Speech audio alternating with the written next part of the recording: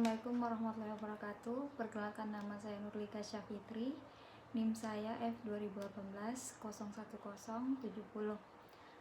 Pada video ini saya akan menjelaskan mengenai materi mata kuliah saya, Kimia Medisinal, yaitu berjudul Pengembangan Obat. Pengembangan obat adalah proses membawa obat farmasi baru ke pasar begitu senyawa timbal telah diidentifikasi, mulai proses penemuan obat. Ini termaksud penelitian praklinis tentang mikroorganisme dan hewan, pengarsipan untuk status pengaturan seperti melalui Badan Pengawas Obat dan Makanan Amerika Serikat untuk penyelidikan obat baru untuk memulai uji klinis dan manusia, dan mungkin termasuk langkah mendapatkan persetujuan pengaturan dengan aplikasi obat baru untuk memasarkan obat. Rancangan obat rasional. Rancangan obat rasional adalah suatu rancangan untuk menemukan obat baru secara logis dan dapat dijabarkan secara teoritis. Pada kenyataannya, tidak mungkin membuat suatu rancangan obat dengan logika atau dengan teoritis, karena banyaknya faktor-faktor yang dapat mempengaruhi aktivitas dan selektivitas obat. Meskipun demikian, hal ini semakin berkembang pada beberapa tahun terakhir ini, dan dengan berkembangnya teknologi komputer, rancangan obat rasional mempunyai prospek yang cerah penemuan obat baru pada masa yang mendatang. Merancang obat secara rasional. Merancang obat secara rasional berhubungan dengan pengetahuan tentang mekanisme kerja dan tempat kerja obat pada tingkat molekul dan tingkat elektronik. Hubungan kualitatif dan kuantitatif struktur kimia dan aktivitas biologis, reseptor obat, topografi 3 dimensi, model interaksi obat reseptor, efek farmakologis dari gugus spesifik, hubungan parameter sifat kimia dan biokimia, biosintesis metabolit dan konstituen lain dalam organisme hidup, dan perbedaan sitologis dan biokimia antara manusia dan parasit. Selanjutnya, metode yang digunakan dalam rancangan obat rasional antara lain rancangan obat dengan bantuan komputer atau Computer Assisted Drug Design atau disingkat dengan CADD, terutama berhubungan dengan parameter kimia fisika yang terlibat dalam aktivitas obat, hubungan kuantitatif struktur aktivitas dan model kimia kuantum atau perhitungan orbital molekul. Contoh program komputer untuk rancangan obat rasional antara lain adalah BioChess untuk model protein dan rekayasa protein, dan MMMS untuk model molekul, rancangan obat dan perhitungan kimia kuantum. Program komputer untuk menghubungkan struktur molekul dengan aktivitas biologis antara lain adalah SAS dan QSAR untuk analisis statistik, regresi, dan de novo. Program komputer untuk analisis struktur molekul adalah CIS atau CIS yang berisi data-data spektra massa, CNIR, HNIR, struktur kristal X-ray, dan sistem model matematik, dan CONGEN untuk membantu elusidasi struktur sistem cincin, substitusi isomer, rangka terpen, dan senyawa produk alam. Program komputer untuk rancangan sintesis organik antara lain adalah SECS atau SECS untuk menentukan jalur sintesis, molekul target, dan eludasi struktur. Pengembangan senyawa penuntun. Senyawa penuntun yang mempunyai aktivitas biologis tertentu dan menarik untuk digunakan sebagai bahan awal pengembangan obat baru dapat dikembangkan lebih lanjut dengan tujuan pengembangan substitusi untuk mendapatkan senyawa yang lebih paten, spesifik, aman, dan efek samping yang minimal atau lebih sedikit. Tujuan perubahan spektrum aktivitas dan tujuan modulasi farmakokinetik. Yang pertama yaitu pengembangan substitusi untuk mendapatkan senyawa yang lebih poten, spesifik, aman, dan efek samping minimal. Yang kedua yaitu pengembangan atau perubahan. Yang kedua yaitu pengubahan spektrum aktivitas. Contohnya yang pertama yaitu mengubah senyawa agonis menjadi antagonis spesifik, memisahkan komponen utama dari spektrum aktivitas ke dalam molekul. Ketiga, kombinasi aktivitas dari obat yang berbeda. Keempat, memperkecil efek samping obat. Dan kelima, selektivitas terhadap spesies atau organ tertentu. Yang ketiga yaitu tujuan suatu modulasi farmakokinetik, yaitu mengatur ketersediaan biologis dan fisiologis senyawa bioaktif dengan melakukan modifikasi molekul. Yang pertama yaitu modulasi atau mengatur hubungan dosis efek atau dosis ke efek, yaitu mengatur hubungan antara dosis obat dengan kadar dalam jaringan target sehingga terjadi perubahan potensi obat. Yang kedua yaitu modulasi hubungan waktu ke kadar, yaitu dengan membuat sediaan depo atau sediaan lepas lambat bila diinginkan efek obat yang lebih lama, atau dibuat sendiri sediaan intravena bila diinginkan efek obat yang lebih cepat.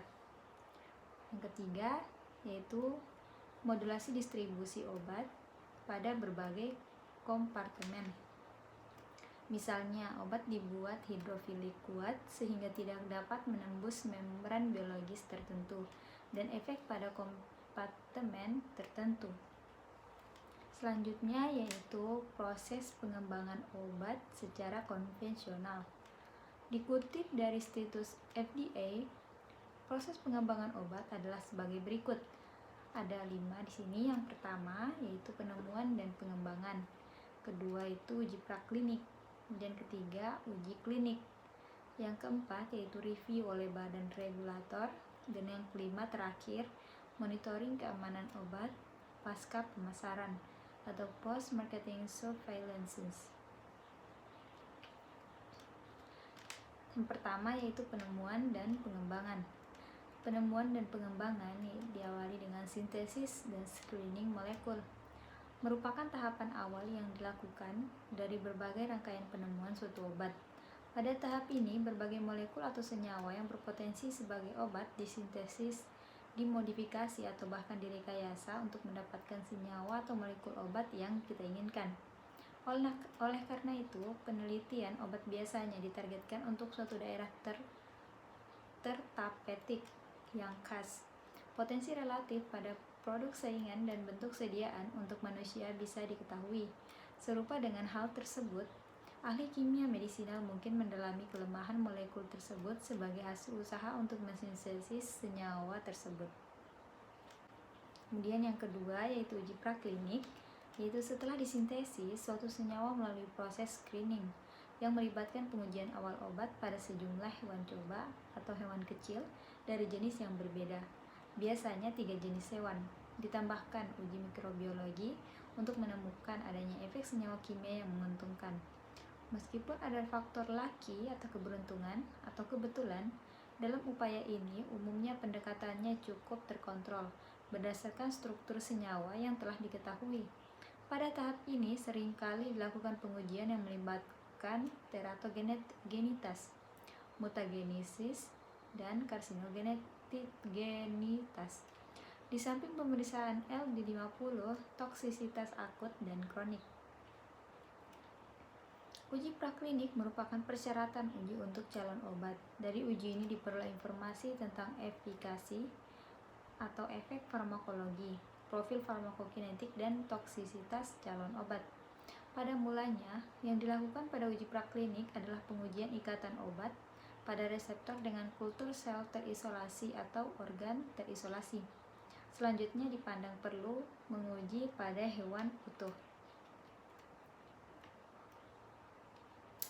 Penelitian toksisitas merupakan cara potensial untuk mengevaluasi. Yang pertama, toksisitas yang berhubungan dengan pemberian obat akut atau kronis, kerusakan genetik atau genotoksikositas, atau mutagenesis.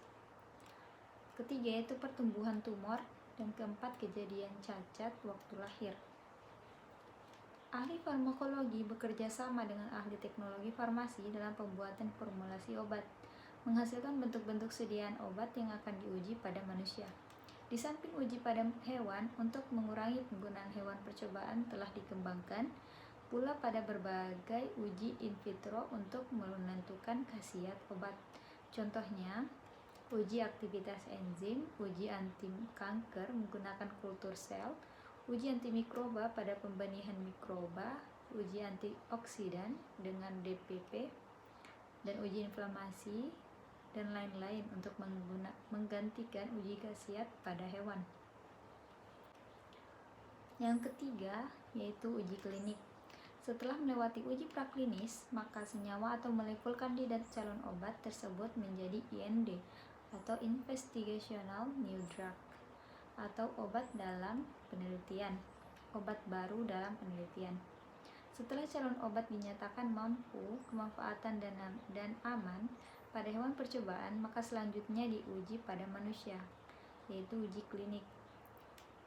Uji pada manusia atau uji klinik pada manusia harus diteliti dulu kelayakannya oleh Komite Etik mengikuti Deklarasi Helsinki. Uji klinik terdiri dari 4 fase, yaitu fase pertama, yaitu selama studi fase 1, peneliti menguji obat baru pada sukarelawan normal atau orang sehat. Dalam kebanyakan kasus, 20 hingga 80 sukarelawan sehat atau orang dengan penyakit berpartisipasi dalam fase ini. Kemudian fase kedua, yaitu calon obat diuji pada pasien tertentu, diamati efikasi atau khasiat dan efek samping dari obat. Lama studi yaitu beberapa bulan hingga 2 tahun. Fase ketiga yaitu lama studi 1 sampai 4 tahun. Di sini obat dievaluasi khasiatnya dan pemantauan efek samping. Penelitian merancang studi fase 3 untuk menunjukkan apakah suatu produk menawarkan manfaat perawatan untuk populasi tertentu. Kadang dikenalkan sebagai studi paling penting dengan melibatkan 300 hingga 3000 sukarelawan yang menderita suatu penyakit.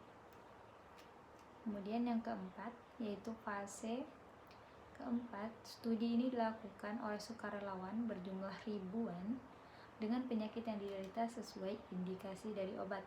Tujuan studi ini yaitu mengevaluasi keamanan dan khasiat. Uji klinis fase 4 dilakukan setelah obat atau alat kesehatan telah diuji oleh FDA selama monitoring keamanan pasca pemasaran. Yang keempat, yaitu review Badan Regulator Keamanan, yang dimana keputusan untuk mengatur atau mengakui obat baru dilakukan oleh Badan Pengatur Nasional. Misalkan contoh di Indonesia oleh BPOM, Badan Pengawas Obat dan Makanan, di Amerika Serikat oleh FDA, Food and Drug Administration, di Kanada oleh Health Canada, di Inggris oleh MHRA, Medicine and Healthcare Product Regulatory Agency, dan di misalkan negara-negara Eropa oleh EMEA, Europe Agency for the Evaluation of Medicinal Product, dan di Australia oleh TGA, Therapeutic Goods Administration. Untuk dapat dinilai oleh badan tersebut, industri pengusul harus menyerahkan data dokumen uji praklinik dan klinik yang sesuai dengan indikasi yang diajukan. Efikasi dan keamanannya harus sudah ditentukan dari bentuk produk, misalkan tabel, tablet, kapsul, dan lain-lain yang telah memenuhi persyaratan produk melalui kontrol kualitas. Pengembangan obat terbatas dengan pembuatan produk dengan zat baru, tetapi dapat juga dimodifikasi bentuk sediaan yang sudah ada atau meneliti indikasi baru sebagai tambahan dari indikasi yang sudah ada. Baik bentuk sediaan baru maupun tambahan indikasi atau perubahan dosis dalam sediaan harus didaftarkan ke dalam badan BPOM dan dinilai oleh Komisi Nasional Penilai Obat. Jadi, Pengembangan ilmu teknologi farmasi dan biofarmasi melahirkan new drug delivery system, terutama bentuk sediaan sebagai tablet lepas lambat, sediaan liposom, tablet salut enterik, mikroenkapsulasi, dan lain-lain. Kemajuan dalam teknik rekombinasi DNA, kultur sel, dan kultur jaringan telah memicu kemajuan dalam produk bahan baku obat seperti produksi insulin dan lain-lain. Setelah calon obat dapat dibuktikan berkhasiat sekurang-kurangnya sama dengan obat yang sudah ada dan menunjukkan keamanan bagi si pemakai, maka obat baru diizinkan untuk diproduksi oleh industri sebagai legal drug dan dipasarkan dengan nama dagang tertentu serta dapat diresepkan oleh dokter. Yang terakhir yaitu kelima, yaitu monitoring keamanan obat pasca pemasaran. Setelah obat dipasarkan, masih dilakukan studi pasca pemasaran atau post-marketing surveillance yang diamati pada pasien dengan berbagai kondisi, berbagai usia dan ras. Studi ini dilakukan dalam jangka panjang untuk melihat terapeutik dan pengalaman jangka panjang dalam penggunaan obat. Setelah hasil studi keempat dievaluasi, maka kemungkinan obat ditarik dari perdagangan jika membahayakan.